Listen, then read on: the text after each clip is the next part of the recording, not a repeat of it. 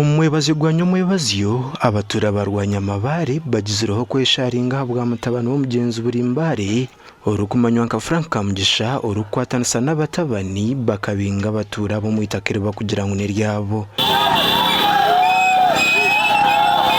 umwanya gw'umuhambo nyine mu musirwe bicori nkarya roni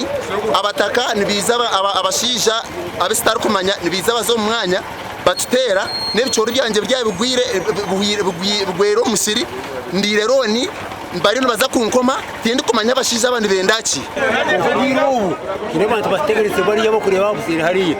bateganise abahinji bateganisa ekereziya ndwazo batire umukereziya tuvuga kushoma ibihuru babyati aba berundanira hakereziya rwanyamabare aho inshonga zitakere zatabucira Hasande aho mnyishingiro wabo heju County Francis Umuzuce bamuterire bakamuhata umutwe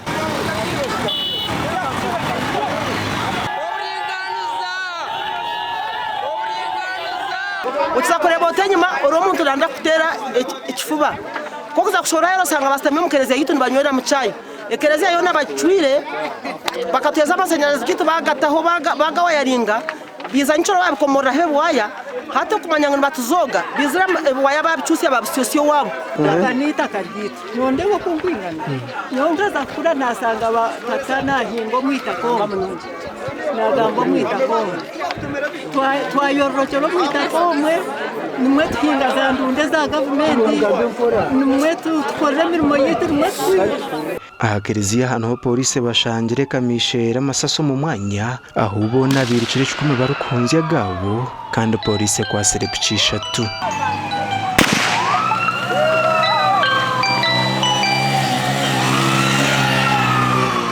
mukuru w'ikibina cyarwanya amabare Farmers Group nagira ngo kwihoma kagwaro kumirwe na nkagana munana batwira hita kerero kwingana ekaza 5 kandi bakagizaho kurutungire cyapa byarema twaje guza kushanga twashanga ubona barutuyemo nka society twashanga ngo turutungire shi ecyapa twashanga ngo cyapejo ecyabecurumu n'ecyamayiro twashaba subdivision twahandika ebaraha korabo RDC yatindigire kitinga Deputy RDC takore kutwatendinga kawu ya sayiningire ya twendosinga twazo wa secretary wa Uganda Land Commission ya twererasi ursa kutunga ki didi amona ki nande cyapa ki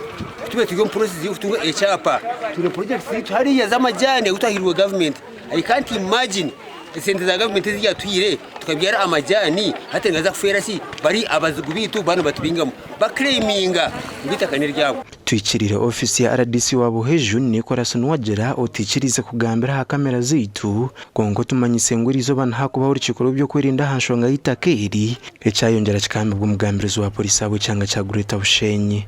true inabire bayeshara sharingamu border riders. So the police reacted and they impounded 3 motorcycles which are now currently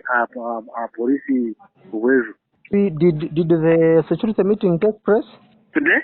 It is ongoing because the RPC and the regional CID is over there today. Aho tugire kurigero umwanyogo tusigire gurinzirwe polisi ahabwa TV West nda Aidan Bataringaya.